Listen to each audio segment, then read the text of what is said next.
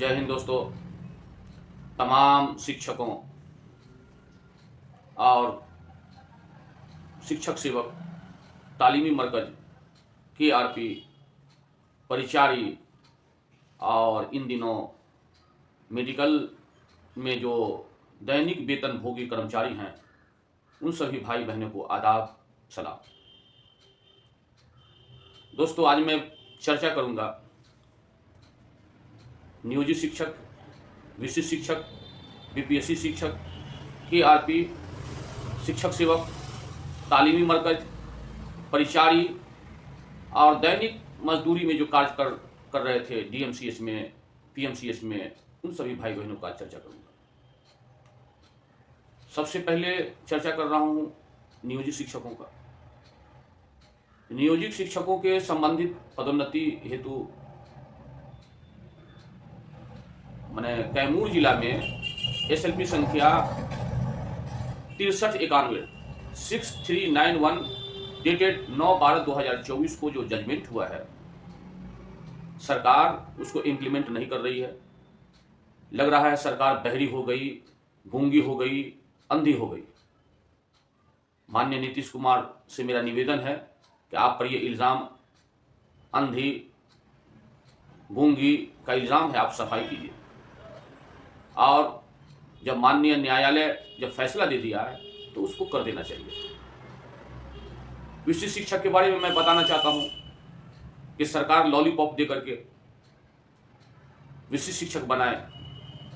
अभी तक इन लोगों को वेतन नहीं मिला है। सिर्फ पटना जिला में प्राण जो नंबर मिलता है वो सिर्फ पटना जिला का कंप्लीट हुआ है। बाकी पूर्णिया, किशनगंज, मधेपुरा, सहरसा, ये सब में हाथ लगा है। अब बाकी सब जिले का भी बचा हुआ है। तो सरकार का ये के विभाग में, शिक्षा विभाग में इतना सुस्ती कार्य हो रहा है, इतना सुस्ती कार्य हो रहा है कि बहुत ही दुख की बात है। विशिष्ट शिक्षकों को वेतन भी नहीं मिल रहा है। रहा अब BPSC शिक्षक शिक्षिकाओं भाई बहने का, तो सरकार इतना दूर दूर जो है उनको ज्वाइनिंग करवाया है BPSC शिक्षक शिक्षिकाओं का। सबसे पहले तो वेतन कम दिया है। वेतन संशोधन करके इनका वेतन बढ़ोतरी होना चाहिए। और BPSC जैसा नाम है, संस्था है, उसको सम्मान में कम से कम BPSC शिक्षक शिक्षिकाओं के 1 लाख से कम नहीं होना चाहिए। दूसरी बात कि दूर दूर है, 400-400 किलोमीटर, 500-500 किलोमीटर महिलाएं हैं। इन लोगों को जो है गिरी प्रखंड में यथाशीघ्र कर देना चाहिए सरकार का। चूंकि मानसिक तनाव से जब शिक्षक का रहेगा तो बच्चे को सही से तालीम नहीं दे सकते हैं। इसीलिए सरकार को इस पर बहुत ही ध्यान देना चाहिए। अब है शिक्षक सेवक और तालीमी मरकज, तो सरकार को इसको भी नियोजित शिक्षकों की तरह से, विशिष्ट शिक्षकों की तरह से समायोजन करना चाहिए। और चूंकि मौलिक अधिकार में हिंदुस्तान की आईन की दफा 14 में साफ अंकित है बराबरी का अधिकार। तो एक के स्कूल में कोई किताब पढ़ा रहा है, वही दूसरा शिक्षक पढ़ा रहा है, किसी को कम किसी को ज्यादा, ये भी घोर अन्याय है। सरकार को इस पर ध्यान देना चाहिए। और विशिष्ट शिक्षकों को भी सेवा में निरंतरता देना चाहिए।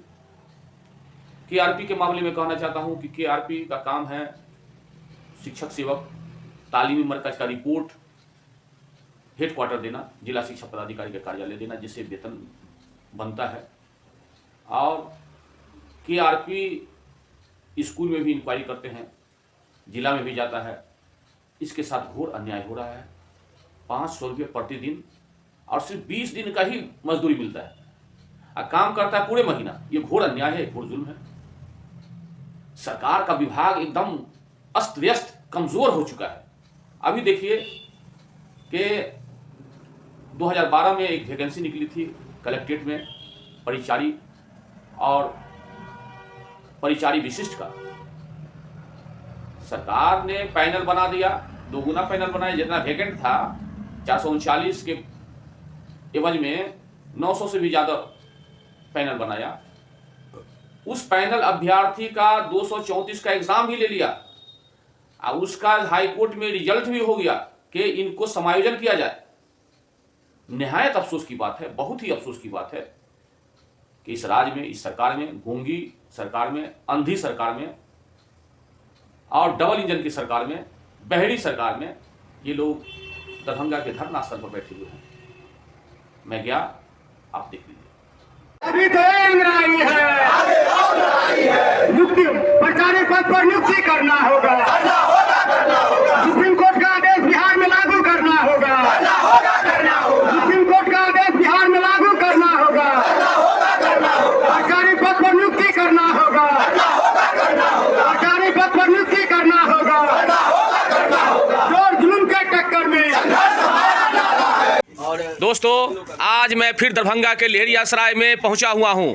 डीएम साहब के यहाँ उसके समक्ष धरना एवं प्रदर्शन दे रहे हैं। बहुत ही संख्या में ये प्राचार्य पद पर नियुक्ति हेतु ये धरना दे रहे हैं, चूंकि सुप्रीम कोर्ट का आदेश है और डीएम साहब अभी तक वो आदेश को पारित नहीं कर रहे हैं। इस संबंध में मैं पूछना चाहता हूँ, क्या तकलीफ है आपको, बताइए।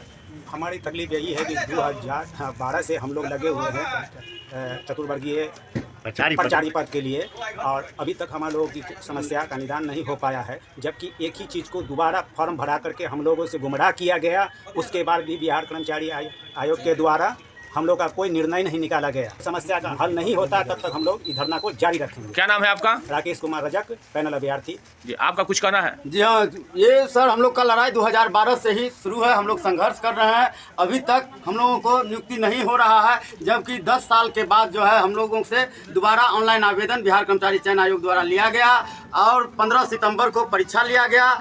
जनवरी 25 में रिजल्ट जारी किया गया है, जिसमें 4 रिक्ति के विरुद्ध 8 लोगों को बुलाहट किया गया है आयोग में, जबकि हम लोगों को 377 सीट पूर्व से ही बचा हुआ है, जिस पर हम लोग लगातार अपनी नियुक्ति के लिए दर दर भटक रहे हैं और सरकार से मांग कर रहे हैं जो हम लोगों का उम्र समाप्त हो रहा है, हम लोगों का प्रचारी पद पर नियुक्ति किया जाए। क्या नाम हुआ आपका? हमारा नाम गौरी शंकर पासवान, पैनल अभ्यर्थी, जिला दरभंगा। अभी कुछ कहना है? हाँ सर, बताइए। सर को प्रणाम।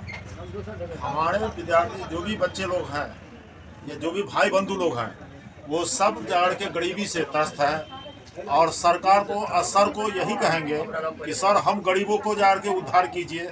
जबकि कि उच्च न्यायालय से भी जाड़ के आदेश आ चुका है, सब कुछ आ चुका है। अगर आपका अगर कोई भाई बंधु अगर होते तो अभी तक आप लोग जरूर उन लोगों को कहीं ना कहीं जगह थमा दिए हुए होते। आज हम लोग का ये स्थिति है कि हम लोग कहीं ठेला चला रहे हैं, कहीं रिक्शा चला रहे हैं या कहीं चाय की दुकान पर काम कर रहे हैं।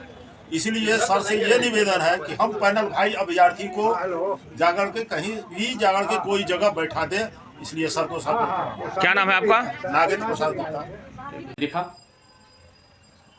कि परिचारी अपना आत्महत्या करने के लिए तैयार हैं, आइए सरकार नहीं सुन रहा है। दूसरी तरफ के फिर धरना स्थल पर मेडिकल कॉलेज में जो दैनिक वेतन भोगी थे, वो स्टूडेंट के मेडिकल स्टूडेंट के मेंटेनेंस चार्ज देते थे और उस मेंटेनेंस चार्ज के एवज में दैनिक मजदूर लोगों को वेतन मिलता था। अब सरकार का क्या मंतव्य है कि मेडिकल स्टूडेंट को मेंटेनेंस जो देता था वो सरकार माफ कर दिया, छोड़ दिया, अब नहीं मिलता है। अब जो लोग 25 वर्ष 30 वर्ष 35 वर्ष से कार्य करते थे दैनिक वेतन भोगी, उसको दरभंगा मेडिकल कॉलेज से निकाल दिया गया। ये लोग भी धरना पर हैं। ये भी अन्याय है, ये जुल्म है।